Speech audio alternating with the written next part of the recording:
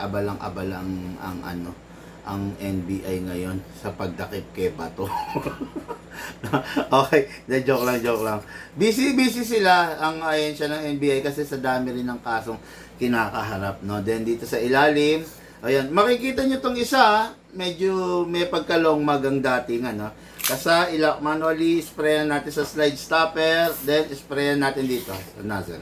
Okay mga kaya, so tulad nung kanina, naka-fix outer barrel dito. Tatandaan nyo ha, ito katulad dito, ito, John Wick na China to. Ayan ha, tingnan nyo. Ayan o. Oh, ayan, John Wick yan ha, na China ha. Oh, ayan, hindi talaga naka-fix outer barrel ha. Ayan o. Kita nyo, rinig nyo naman kumakalog eh. Oh, okay. Ito, makikita nyo, naka-fix outer barrel to. Hindi siya kumakalog, oo. Hindi, oo. Hindi, no? Kasi, ano na siya, naka-fix outer barrel na. Yung mga China unit na ganito, hindi advisable i-fix outer barrel. Kasi bakit ba natin pinipix outer barrel? Para maging accurate. Hindi talaga accurate to eh, kahit i-fix outer barrel mo. Bakit natin pinipix outer barrel? Para yung unit tumibay. Hindi naman talaga matibay to eh. Diba? China kasi to.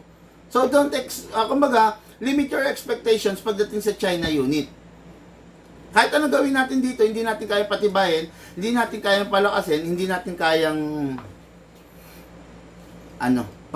paggawing accurate to. China lang to. Design lang to para i-replicate lang yung mga Taiwan, pumutok lang ng pumutok kahit hindi tumatama. Yun ang purpose nito. Okay?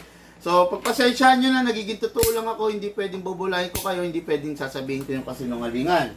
Okay? Ngayon, itong unit na to, tulad nga ng sinasabi ko sa inyo, is upgraded version na. Okay? This is the Babayaga 1 and this is the Babayaga 2. Okay? Ngayon, lagyan natin ng bala. Pasensyahan nyo na, hindi ko maiko-chrono, no?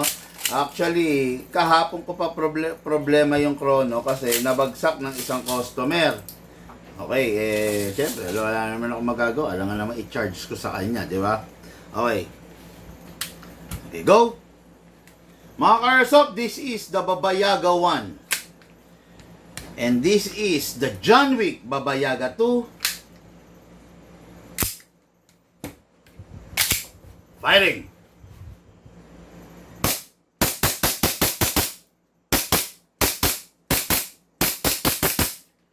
Open slide. Babayaga 2. Wala pa palang gas. Sorry. Stop mo lang. Continue na lang. Nawawmali si Luca. Okay. Go. Babayaga 2.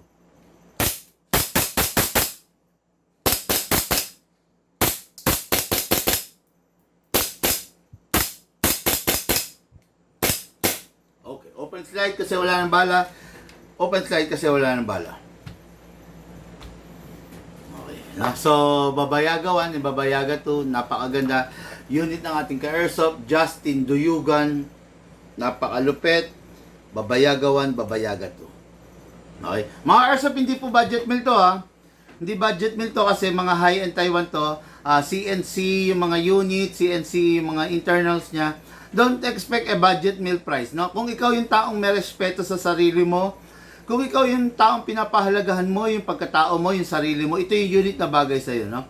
Pero kung baliwala lang sa'yo, gusto mo lang basta pumutok ng pumutok, tapos kung kinabukasan si Rai Airsoft, wala kang pakialam, hindi mo tinitignan, hindi mo binibigyan respeto yung sarili mo, okay lang yung mga mumurahin, no? Pero kung ikaw yung taong matino, kung ikaw yung taong may respeto sa sarili mo, bumili ka ng maayos na unit. Ito, papakinabangan mo, ito gagamitin mo na matagal, ito meron kang pagkatao. Lahat po tayo nagmula sa iba't ibang larangan, pinagbuklod, pinag-isa ng iisang libangan. Yun po ang paglalaro ng airsoft, patid po sa inyo ng inyong likod, Big Man.